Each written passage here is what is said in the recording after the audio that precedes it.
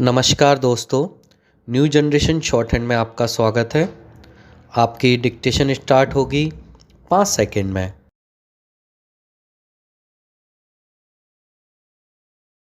Yes महोदय, भ्रष्टाचार उन्मूलन का प्रश्न हो अथवा चुनाव में धन बल और बाहुबल के दुरुपयोग का, प्रदूषण की समस्या हो या सफाई की, जातिवाद झगड़ों की बात हो या सांप्रदायिक उन्माद की, पुलिस ज्यादतियों की समस्या हो अथवा सरकारी अधिकारियों की संवेदनशीलता की, इन सभी बातों के लिए अंतिम अदालत सर्वोच्च न्यायालय ही नहीं बल्कि जनता भी है। आज जो छोटे छोटे संगठन इन प्रश्नों को लेकर न्यायपालिका के दरवाजे खटखटाने का छोटा रास्ता अपना रहे हैं, कदापि उन्हें यह सोचना होगा कि वे इस रास्ते से न्यायपालिका को विवादों के दलदल में घसीटकर जिस अदालत शाही ढांचे को दावत दे रहे हैं, वह कभी तानाशाही का रूप ले सकता है। न्यायपालिका में हमारी आस्था ज़रूर होना चाहिए, पर उससे पहले कहीं अधिक अनिवार्य है जनता का अपने आप में अपना विश्वास और अपनी सामर्थ्य का आकलन। Stop para. श्रीमान जनतंत्र को मजबूत बनाने की दिशा में आज देश को एक व्यापक आंदोलन की ज़रूरत बहुत महसूस हो रही है। गांव में, नगर नगर में नागरिक परेशान हो और हताश हो रहे हैं। हर परेशान आदमी सामर्थ्य और धन के अभाव में अदालत की चौखट पर नहीं पहुंच पाता है। वह अत्याचार के विरुद्ध कौन से न्यायालय में सामने जाकर गुहार कर सकेगा? ऐसी स्थिति में उसे संगठित करने की आवश्यकता है। वह कार्य कौन सा है और कौन करेगा? स्वयंसेवी संगठन, सर्वोच्च न्यायालय, उच्च न्यायालय के चक्कर काट रहे लोग इस न्यायालय की तुलना में जनता की अदालत में जाकर जनमत और जन आंदोलन को मजबूत करने का रास्ता चुने तो शायद वे भारतीय जनतंत्र के वर्तमान गतिरोध और बिखराव को दूर करने में सचमुच निर्णायक भूमिका अदा कर सकेंगे। रास्ता तो कठिन है, पर जहाँ तक मैं समझता हूँ कि जनतंत्र को मजबूत करने या सही यही रास्ता ठीक है। Stop para. महोदय, भारतीय प्रशासनिक सेवा और उनके समकक्ष सेवा अधिकारी वर्ग सरकार से ऊंचे वेतनमान की मांग कर रहा है। यह मांग इसलिए की जा रही है कि निजी क्षेत्र के औद्योगिक घरानों में अपने अपने अफसरों को ऊंची ऊंची तनख्वाह के साथ अन्य दूसरी सुविधा देने की बेशक होड़ लगी हुई है। यदि वर्तमान के आधार पर हैसियत तौली जाने लगेगी तो राष्ट्रपति, प्रधानमंत्री और सर्वोच्च न्यायालय के मुख्य न्यायाधीश की क्या हैसियत रह जाएगी?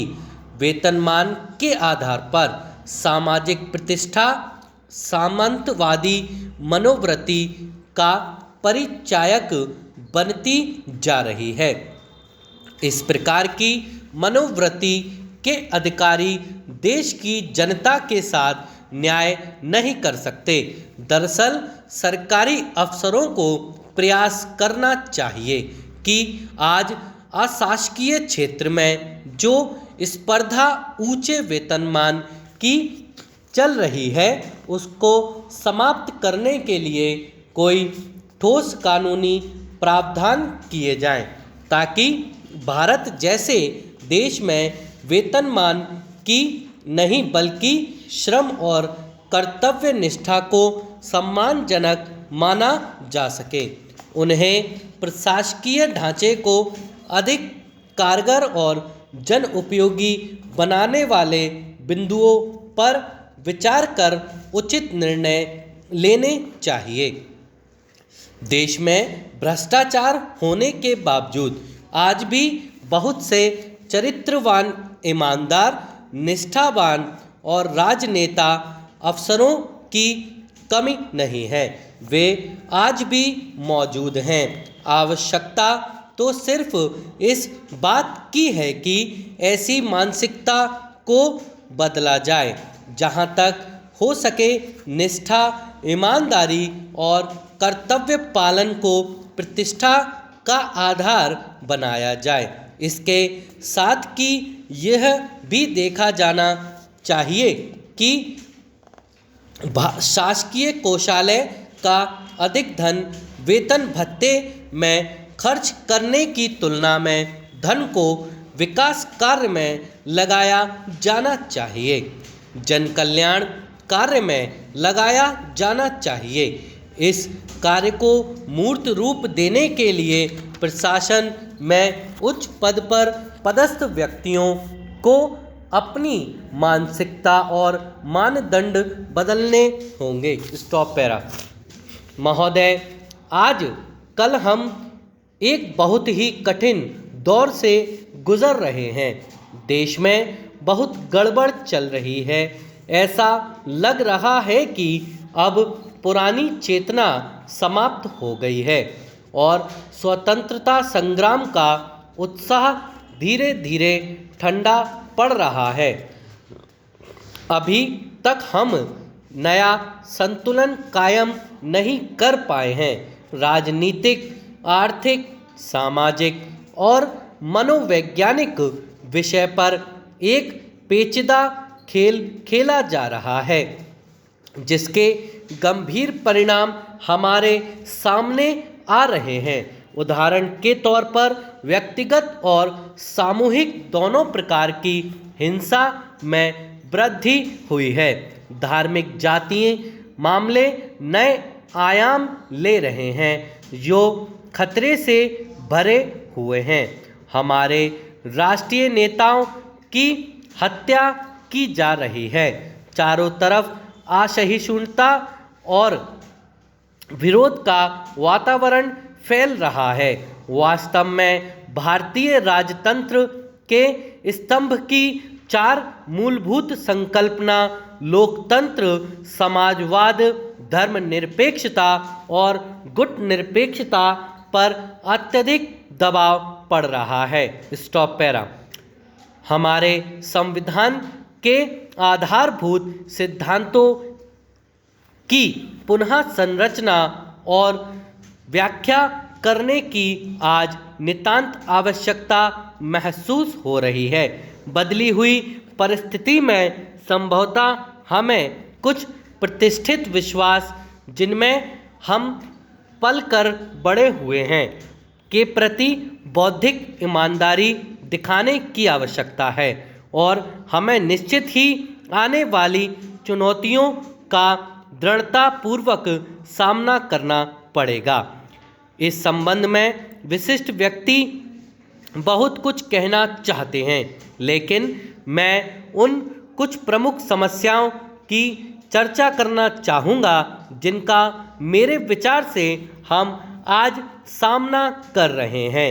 भारतीय राजतंत्र के चारों स्तंभ पर एक एक करके विचार करने की आवश्यकता है। Stop para. सबसे पहले मैं लोकतंत्र को लेता हूँ।